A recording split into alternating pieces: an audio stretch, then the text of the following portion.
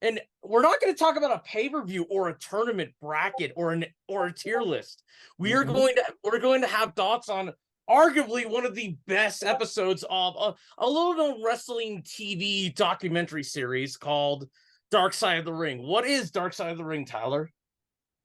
It's basically almost like a documentary style series about some of the craziest moments in wrestling, craziest stories, and I'm Or really sad moments? sad moments, really just the dark side of wrestling. So the name Dark Side of the Ring. Yep. So now today we're going to talk. Now today it's a great topic because we're going to talk about the Bash of the Beach 2000 incident And one of episode. my favorite matches ever, Hulk Hogan versus Jeff Jarrett. Oh Five god, star match. that match is horrible. 5 star match, bro. Bro. Okay, all right. So what do you thought of? So what do you thought of the episode? So what do you thought of the episode? I thought it was a pretty good episode. I mean, I've heard about the moment at Bash of the Beach, the whole thing with Vince Russo and The clusterness. everything. Yeah, everything, but I've never actually learned about it on my own. So it's pretty funny just seeing Well, I all the told you different this many. sides of everything. Well, since I've told you most of my WCW 2000 bookings, which are way better, to be honest, Mhm. but to be You did a fair, much better job than what they did at this show. yep. That's for sure. But we're not going to talk about my thoughts. No, we're not going to talk about my rebookings. We're going to talk about. Mhm. So it was That can all. be for another episode. Yeah, yeah. But man, we did hear stories, but man, we got a lot of detail on this episode. Yeah, absolutely. A lot of stuff that I didn't really know about. So, first of all, what are your thoughts? Who do you think was right in this? Do you think it was Vince Russo or do you think Bischoff? Um, Who I who had the right booking there? Because they had two different sides of it.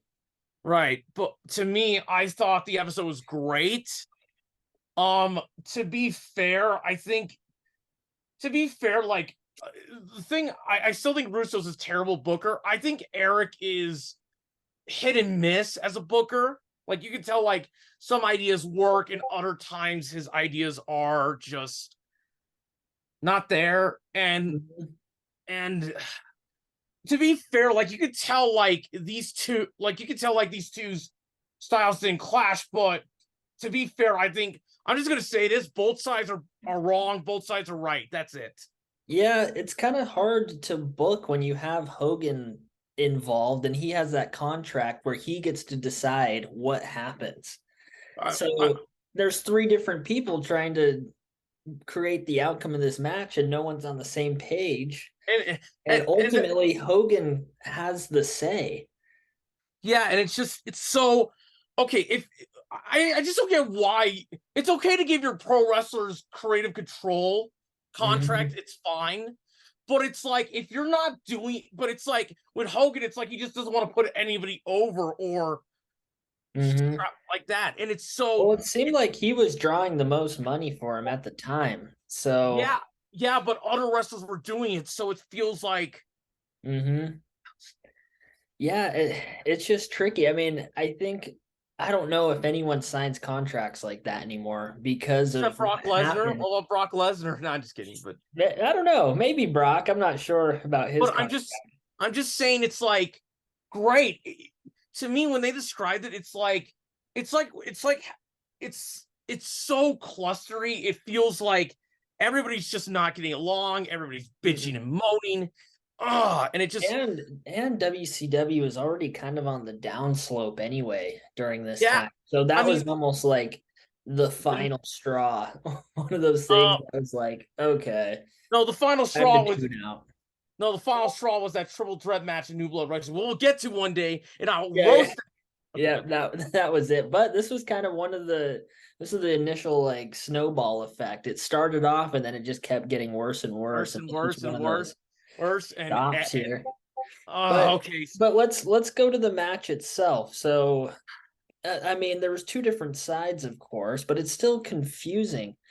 Jarrett he had to lay down for Hogan. I guess he didn't have to, but Vince Russo was in his ear telling him what to do, and Bischoff was also in his ear as well. I feel bad for Jeff Jarrett. He was stuck in a sucky situation. Also, yeah, it's like he's kind of like you could tell, like in my opinion, that everyone except Hogan, like the roster, are the voice of reason people, and Russo, Eric, and the other bookers are just not Mm-hmm. there. And like you sense that Jeff was trying to, like, you could tell like Jeff in the roster at the time where they were like the voice of, they were like the only normal people, if you get what I mean. Yeah, no, definitely. It, Also, it also feels like it also feels like, from the way he talks and the way he describes him as the champion, you could tell Jeff Jarrett never wanted to be WCW champion, or he did. It wasn't done well. Did you have Mhm. that feeling? Oh yeah, yeah, absolutely. I I mean, mean, this whole thing just kind of made the world championship look kind of pointless and yeah. meaningless. And especially when you have the title on someone like Jarrett, it's To hard to be, take him serious as a champion, and it makes everyone look bad. it's not his fault. It's mostly Russo's. Yeah, Russo seems so crazy. Like the stuff he was saying, do you think he was lying about the meeting that he had with Bischoff? Because Bischoff was saying that they never talked about the ideas Russo had. I, it, I'm I just gonna think they say, called Russo delusional at some points. I'm gonna So, say this. I try to mhm, like Russo as a person. I see why people like Ric Flair like him, but it feels like Vince Russo it feels like he has this mentality of, oh, I work hard. My hard work is dedicated. So like he's like that guy who works so hard, and like when every time he fails or it's not received, he pulls the but I really tried card. yeah, I definitely see that. And it's just, and I get it. Here's a counterpoint. Yeah, Russo, you worked hard. I'll give credit. Russo does work hard, but so are the people you're giving Sure. these storylines are too. Yeah, I think They're- there's part of him which he had a really good point. He wanted to try and bring up new rising stars and build for the future. I think that's great. Um, but but you just don't want to force it. right, And especially when you have someone as hot and popular as Hogan, it's really difficult to kind of just throw him to the side. And Hogan has all that power as well. So Russo, I mean, it is what it is, but he just didn't stand a chance in uh, the calling of a lot of this stuff, and obviously it ended up turning out really bad. It yeah, seemed like but Bischoff and Hogan, their idea for Hogan leaving, returning at Hollywood, Halloween Havoc, that seemed like an okay story, I guess. I mean, it's they shouldn't have CM gone Punk. down this path in the first It's like place. the CM Punk Money in the Bank thing, but except it's more like, with that they were at least trying. I think it was okay. Hmm. But with that story, like, granted, it's flawed, and you can make an argument they should have just had John or Ray carry the belt for a month or two. But here's the thing: they did it better in there because at least there's a point, Hmm. And they actually highlighted the wrestling. I right? feel But like at Bash at the Beach, there was too many backstage politics. They opened up the curtain for the audience a little bit too much. And you're not supposed to give away the magic in wrestling, you know?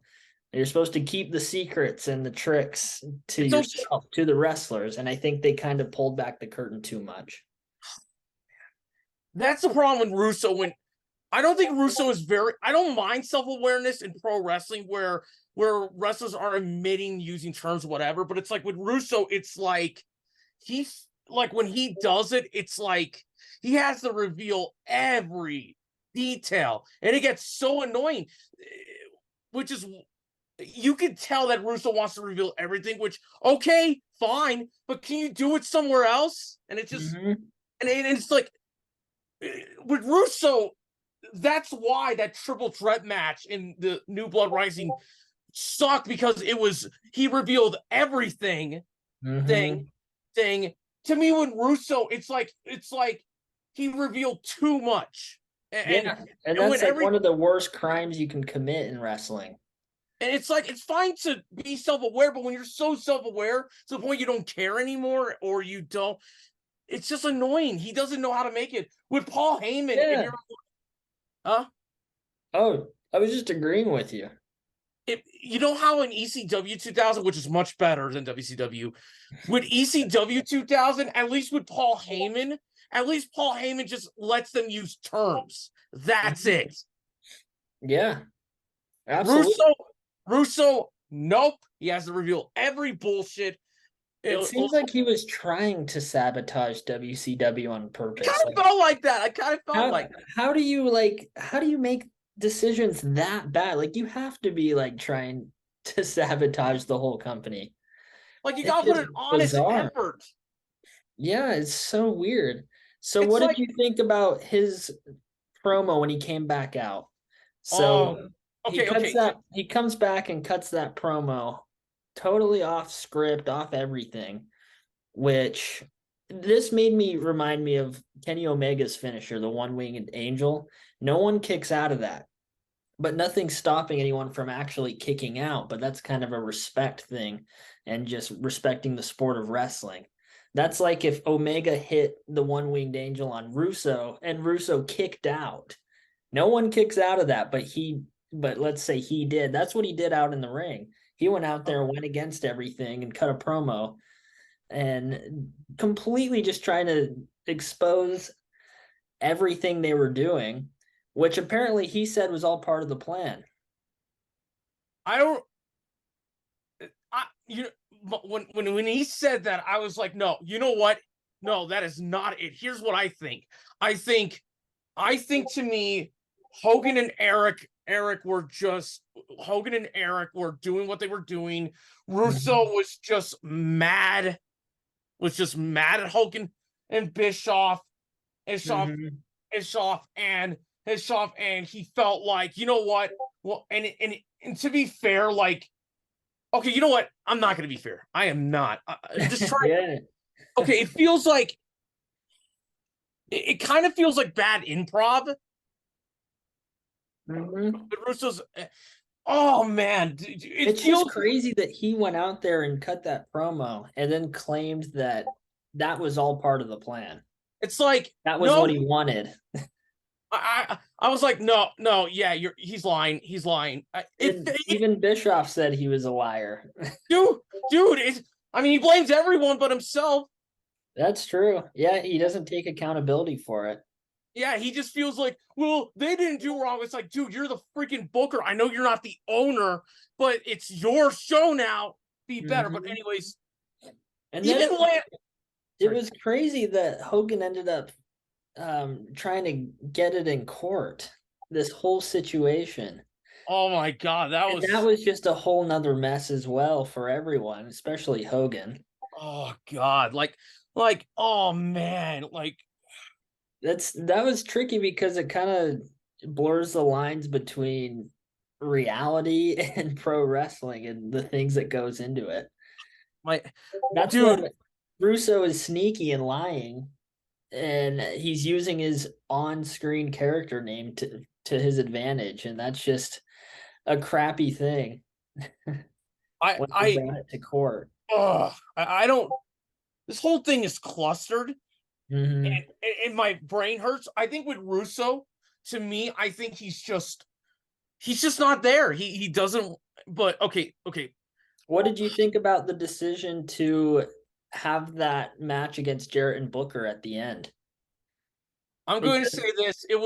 It was a good match, and to be fair, it was a good way to end this horrible show, because yeah, the and huh I was just gonna say, and the fans don't really know what's happening yeah, anyway at the but when moment, so they're just going along with it, and yeah, everyone but wants when Booker to Booker win. wins, they automatically love it. You could tell the fans go ballistic when he wins the title.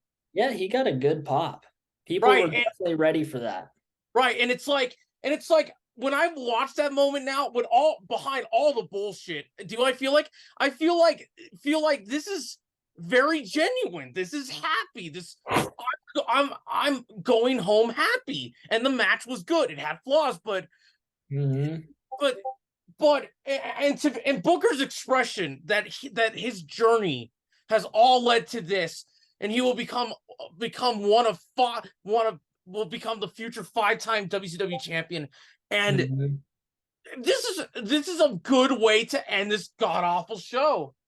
Yeah, it ended up being actually kind of a sweet story that part wasn't really talked about in the dark side of the ring, but I it mean, ended up being a pretty decent match and a good way to end the show, which I was just just bizarre all around. it's just that to be oh man oh dude I feel bad for anyone that was in the roster at that time. No, I'm not gonna take a scam. Sorry.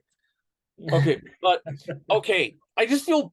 Here's the most interesting part. Now, everybody, I got some facts for you, and it's in this video, Ah, in okay. this episode. You know how Lance Storm is one of the most is the best things to come out of 2000 WCW, Hmm. and he was booked very well. I will admit, even Hmm. he didn't like Russo's booking at all. No, he didn't. Like, It was like nice to to hear from him in that episode, actually. to be fair, like with Lance, like you could tell he's like to me, I think Lance was like to me, I don't think Lance is ungrateful Hmm. for how he's booked. It's just he doesn't. To me, it shows that even people Russo books well doesn't like his booking. And man, like you could tell Lance was so annoyed. You can tell Hmm. he didn't want to leave WCW. Thank God, but you can tell that he was just annoyed. He didn't know what like. He kind of felt like if again, he was like him and the roster were like the normal people trying to deal with the wacky, harsh world. If you get, Hmm.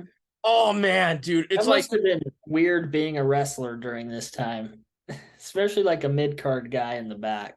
oh dude, maybe there's a reason why Rick Steiner was part time that year. If you get what I mean, because it's like, I mean, it was like, oh man, this is so clustery. I'm gonna go on and off. And to be fair, if I was him, I would have done that because it's like, man, Mhm. this year, but man, it's like and it also feels like it's just Bischoff, Russo, and Hulk just being immature. They don't know what to do.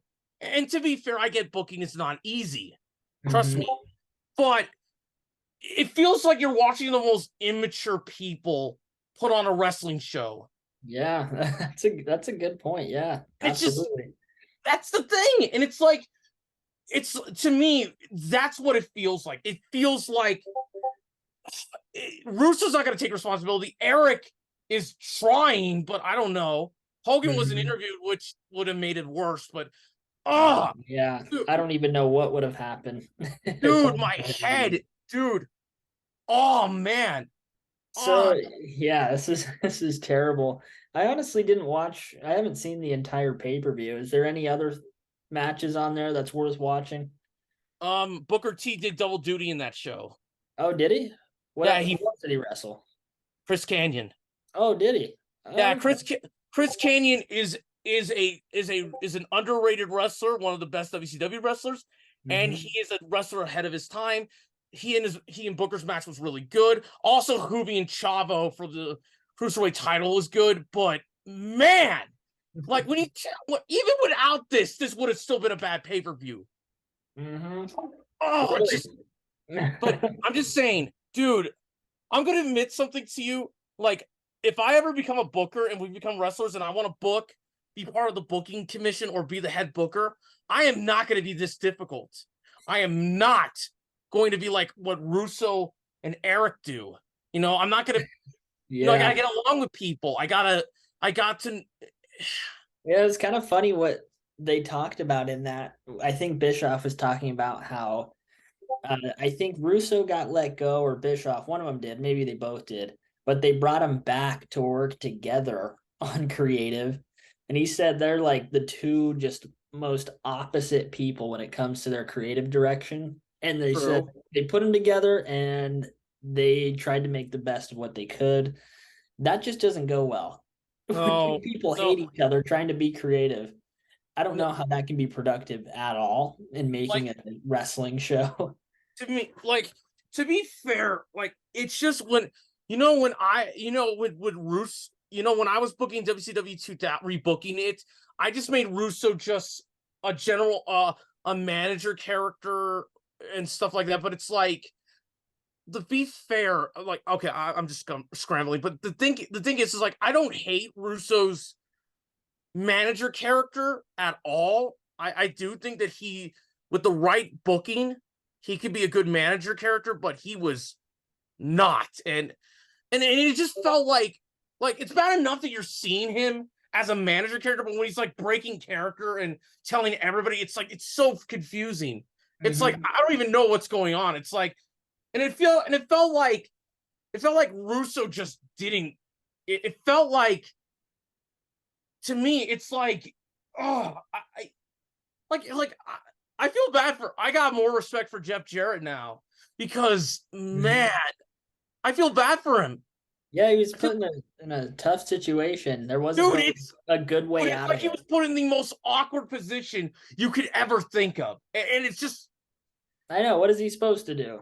like like like to me, it's bad enough that he. It's bad enough that you're giving him the WCW title and he feels unworthy, or Mhm. or he doesn't want to. It's another to just put him in this bullshit situation. Right, absolutely.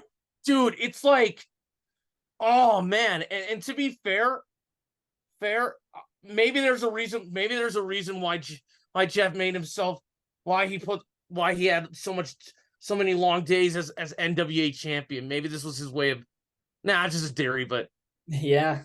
but I also wanted to discuss um, Russo saying how he was basically saying how no one should get into the wrestling business. oh That was fuck. his advice. He's like, if everyone asked me, what can I do to get in the business? And he said at the end, don't get into the business.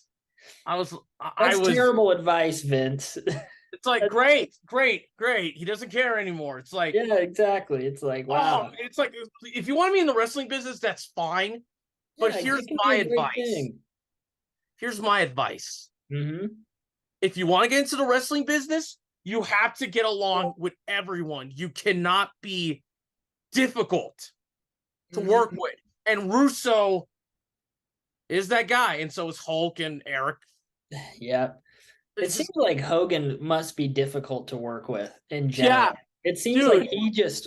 it always needs to be his way. Obviously, we saw that with Shawn and Hogan at SummerSlam. Yeah, dude. We could review that one day. That's great. But Um, I felt, Hogan, I mean, dude. he's It's always like, got to get his way. dude. I think this is why I like Brutus Beefcake, his best friend, more. I Yeah. talked to you about that Hmm. because He it's like seems with like a Bruce. good guy. I don't even know how he's best friends with him, but anyways, the thing Right. with Brutus is like, Brutus just wants to do good. He just wants to do good for the business, and that's Yeah. it. And he That's what and you should also do. and also he doesn't care.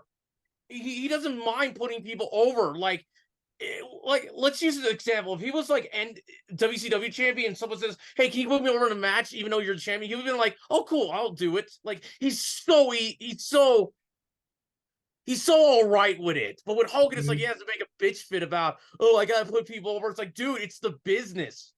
Mm-hmm. You Yeah. have to put you have I to don't put know. people over. What was his big deal about him not wanting Jarrett to win? I don't I don't even Like, know. I I don't don't know why that was a thing. I mean, his career wasn't the best at that time anyway. I mean, yeah, Like, you this you're was this is a job, whatever the boss tells you. If you got to drop the title or you're gonna lose, that's what's gonna happen. And the whole thing was the issue because Hogan wouldn't drop the title. That all yeah, started basically because of that. yeah, and And then Vince and Eric had to basically figure out a way to to make him happy, but still make everything make sense. And it's just like, Oh, God, Hogan, do your job. it's like the insane asylum book this. It's like Yeah. It's oh just funny to think about what was going on in WWF at the time because business was good for them. dude, it's like 2000 was a pretty good year, I would say. it's the best year in WWF history, in my opinion. But here's the And then thing. you see on the other side, Oh, whatever was going on in WCW. at Was least that when the year EC that there was the Viagra on a pole match and Judy Bagwell on a forklift? that match, the stipulation sucks. Was The that match is 2000? yeah, the match. Oh, jeez. To be fair, I will defend the match between Buff Bagwell and Chris Kanyon. I will admit from It's New Blood. actually not a bad match. It's just the stipulation sucks. Everything else is fine. Yeah, just a It's weird.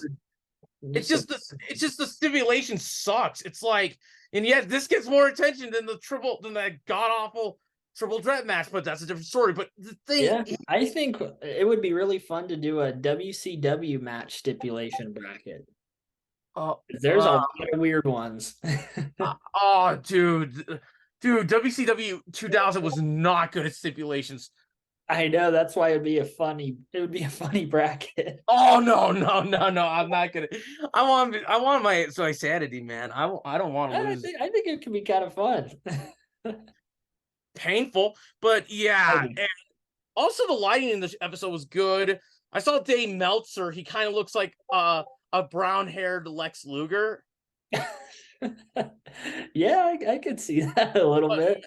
But I man, forgot Meltzer was in there. yeah, but I thought it was Lex at first, Oh wow.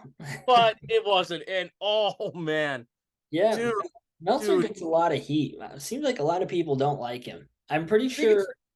Who was it that said they didn't like Meltzer? Was it Bischoff or Russo? yeah, Bischoff. Oh yeah, Bischoff. Yeah, he can't stand him. But I don't think I don't think Dave Meltzer's a bad guy. He's definitely not. Mm-hmm. It's just I that think so. it's just that I think it's more some people just don't like his opinions, and some of the ratings he gives to matches just don't fit well, which I agree. But Mhm. dude, to be He fair, knows his stuff though. yeah, he does. So And he's credible when it comes to like being interviewed like this because at the time, he this was is a sword, reporting by the this way, stuff. ladies and gentlemen. Is that a wooden sword? Yeah. Did you get But that from the Renaissance Fair? yes, I did. Continue, man. Nice, dude. I was just saying, he is credible, I think, despite people Shit talking. disagreeing with him. But he was reporting pretty much everything at the time since the 70s. So Wow. So he knows his shit, but yeah, absolutely. So I thought he was good to interview during that time. Dude, I bet there's an alternate universe where WCW 2000 was a great year. It just couldn't compete with WWF. Well, I think you've actually tried to book that, right? Yeah, and to be fair, I have so much time, and so I'm gonna say this: if I ever become a booker, this is not how I want things at all to be. Mhm. I don't want to be. If you want to be a booker in wrestling, that's fine. But my advice is to get along with everyone, try to understand everyone. And I know it's not easy. It's not easy to get along with people, but you know what? It's not. But you know what? Being a wrestling booker's got to be such a tough job. Especially when you're There's so wrestling many too. egos and so many people, and that's Especially why when I you're think it's great to in your contract. You can have give input, but the bookers needs to get the final say. We saw that when it comes to Hogan's contract, and that kind of made the whole issue blow up. dude, because of that. in my version of WCW 2000, there was Hulk Hogan does leave, but it's more of like in real life he leaves because he feels like I've done everything I could in WCW. I can't do anything. It's like I put Jeff Jarrett over, I put Mike Awesome over, I put Shane Douglas over. It's like and my nephew Horace is in the TV title and he's getting over. So maybe I should just leave and just move on. And like, Mhm. I think like in my version of Bash of the Beach 2000, I just have Hogan have a segment, an 8-man segment, an 8-minute segment where he tells the fans, I gotta go. Not, you didn't do anything wrong. Nobody did anything wrong. It's just I've done everything in this company and Mhm. I have to leave. And to be fair, WCW was, he says WCW was never my playground. I tried. It's always been Sting and everybody else's. And to Mhm. be fair, fair, fair, I want to thank everyone for putting up with me from 1994, Bash at the Beach, to right now. Thank you. And he just leaves and he says this, because you guys are going to enjoy the opening match between Hoovy and Chavo, because I want to tell everyone that Hulkamania it's not goodbye for me forever. It's just goodbye for For me now. in this company. And it's like, that would have been like a really nice way to start the show. Like, that's like the most mature thing you can do. Mhm. But Eric leaves because it's more of a, here's why Eric left. He felt like, you know what, I need to take a break from WCW. He felt like he wasn't overwhelmed. He was Mhm. more like, I like being the general manager character. By the way, in the last few months, he's a babyface general manager character, which I think Eric can pull it off. I think he could. But Sure, yeah. here's the thing. It's like with Eric, it's like he felt like, I love wrestling, I love doing this, but I just need a break. I need and WCW let him go, but it was more like, hey, if you want to come back, we're open for you to come back. But he couldn't because WCW was bought out. So he also Mhm. and he tried to buy WCW. So it's like, yeah, but anyways, yeah, man. It To be fair, to be fair, like, man, like if that Yeah. happened, none of this wouldn't be happening right now. We wouldn't I be in this know. cluster. Dude, it's like watching, dude, WCW is like a maze you just can't get out of. Yeah, but it does make some entertaining topics and an entertaining episode of Dark Side of the Ring. Yeah, Sure. I just wish the year was better. Yep, I agree. Well, I think we're running out of time, Kyle, for this episode. Anything else Yeah, you want to say? I if you would want to be in the probably. wrestling business, What's you're allowed. that? If you want to be in the wrestling business, you are allowed to. And if you want to be in the business, you got to get along with everyone. It's hard, but it's worth it. So yeah, that's it. Absolutely. And I would say go check out that episode if you haven't yet. It's actually really Yeah, good. You guys would get a better insight of what happened. It's a really good episode and it's not too crazy. Some of the episodes are kind of too dark for me. yeah. It's We're not going to it's mention easy to some, watch. but So, yeah, let's yeah. go. See you All right. guys. Peace. Peace. Enjoy that Dark Side of the Ring episode if you haven't Yep. seen it yet. Hope you guys enjoyed this episode. See you next Yeah. time. Oh.